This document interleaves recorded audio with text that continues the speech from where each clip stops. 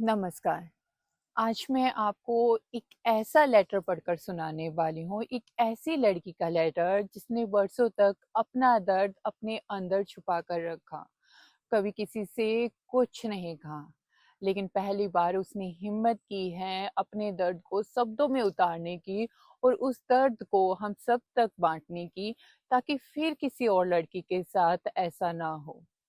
हम आपको बताना चाहते हैं, ये लेटर हमें ईमेल के थ्रू मिला है। उन्होंने अपनी पहचान को गोपनीय रखने की रिक्वेस्ट की है। मैं आज हाथ जोड़ के सभी दर्शकों से निवेदन करती हूँ कि इस लेटर को, उसके दर्द को खुले दिल से सुने, बिना किसी समाज की नज़र से, बिना किसी तीसरे इंसान की नज़र से, सिर्फ और सिर्फ एक इंसान बनकर। क्योंकि ये कहानी सिर्फ एक लड़की की नहीं है, बल्कि हर उस इंसान की है जिसकी आवाज को समाज के डर से दबा दिया गया। इस लेटर को सुनने के बाद हम सब, आप, मैं, परिवार, समाज, इससे क्या सीख सकते हैं, उस पर भी बात करेंगे। मैं आपको बताना चाहती हूँ कि इश्क सजा भी सवेरा भी का मकसद किसी भी जाति को ठेस पहुंचाने का नहीं है। इसका मकसद सिर्फ प्रेम को सम्मान दिलाना, प्रेम को सम्मान की नज़र से देखना और इंसानियत को बढ़ावा देना है।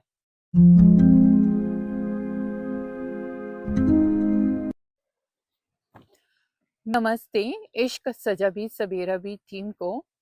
सबसे पहले मैं आपका धन्यवाद करना चाहूंगी कि आपने हम जैसे लोगों को एक रास्ता दिखाया, और वो भी इतना सकारात्मक। आपकी लेटर रीडिंग वाली वीडियो देखकर मुझे भी लगा कि मैं भी आपको एक पत्र लिखूं। मेरा नाम कीर्ति है, ये हमने काल्पनिक नाम रखा है। मैं हरियाणा के एक जाट परिवार से हूँ। कॉलेज के समय मेरी दो सबसे पक्की सहेलियां थी। हम तीनों ही जाट थी और बहनों की तरह रहती थी। उन्हीं में से एक को एक ब्राह्मण परिवार के लड़के से प्रेम था। लड़के का परिवार बहुत अच्छा था, खुले विचारों वाला था। मेरी सहेली का भी उनके घर आना जाना लगा रहता था और सब उसको बहुत सम्मान करते थे। आखिरकार मेरी सहेली ने और उस लड़के ने अपने अपने परिवारों में बात की और दोनों परिवारों की रजामंदी के साथ उनकी शादी बहुत धूमधाम से हुई। कॉलेज में ही मेरा भी परिचय एक लड़के से हुआ। धीरे धीरे हम दोनों में कब प्रेम हो गया हमें पता नहीं चला। वो बहुत देखभाल करने वाला था, मेरे सपनों की कदर करता था।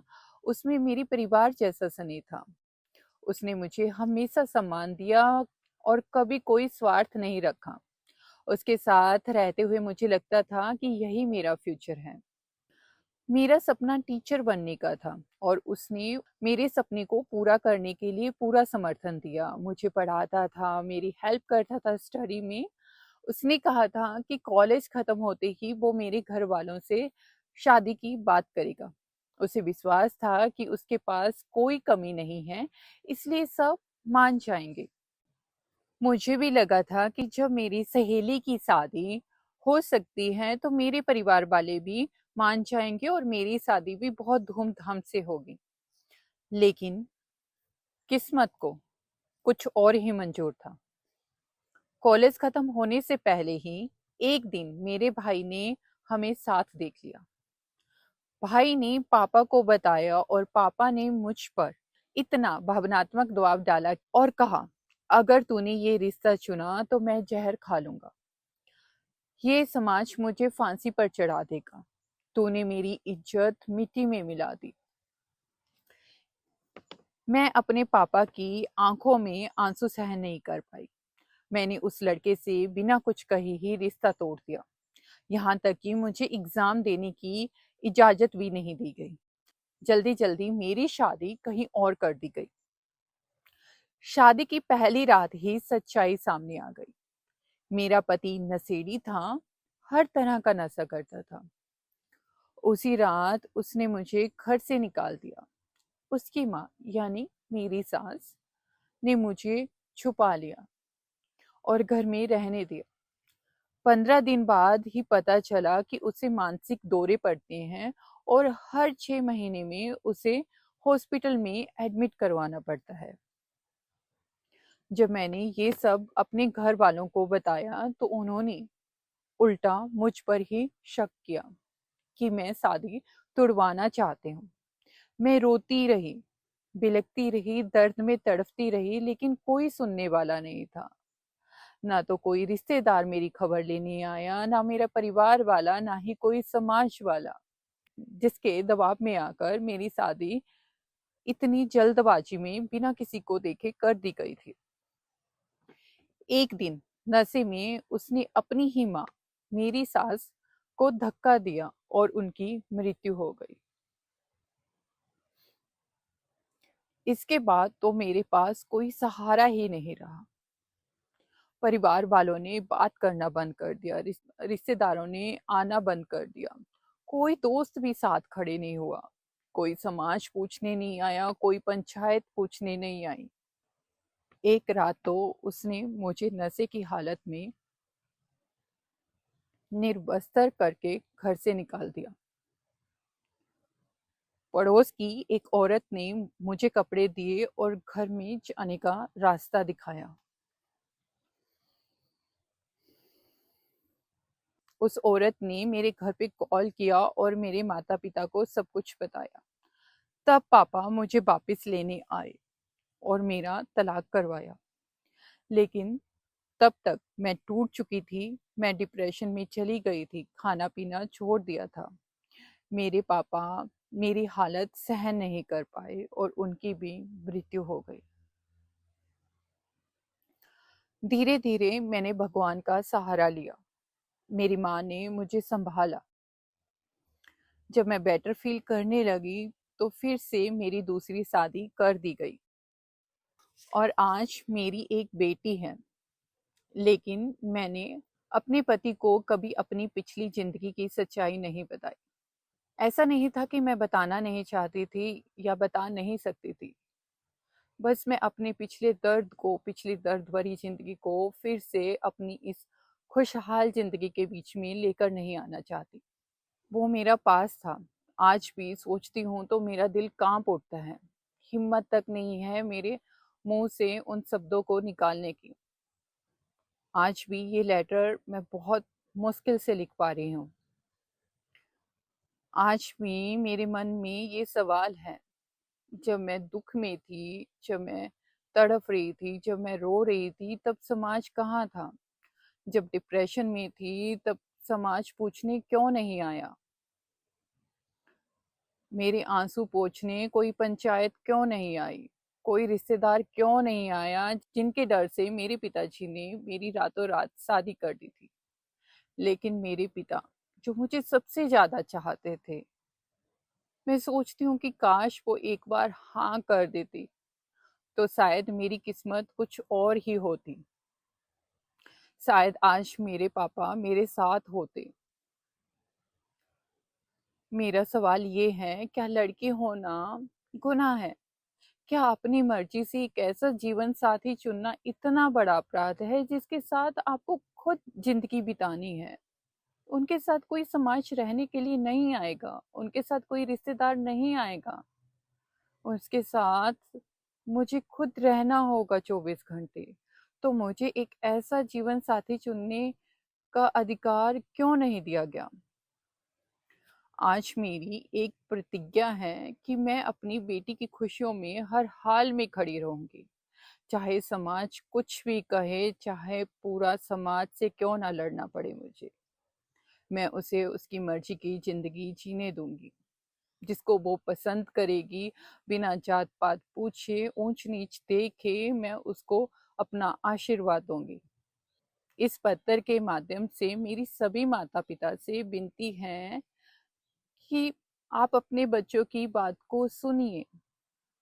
सुनने के बाद भी अगर आपको लगता है कि आपके बच्चे ने जिस इंसान को चुना है वो उनके लिए सही नहीं है, आप उनको प्रेम विवाह करने की अनुमति नहीं देना चाहती, तो कृपा करके उन्हें जबरन किसी और से शादी मत कराइए। अपने पास नहीं रख सकती तो किसी आश्रम में रहने दीजिए, लेकिन उनकी जिंदगी बर्बाद मत कीजिए। क्योंकि समाज नाम की कोई चीज असल में नहीं होती।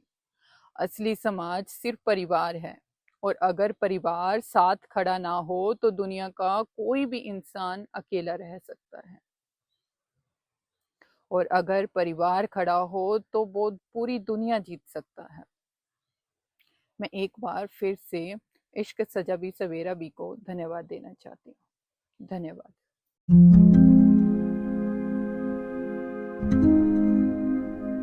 अब हम देखते हैं कि इस लेटर से हम क्या सीख सकते हैं।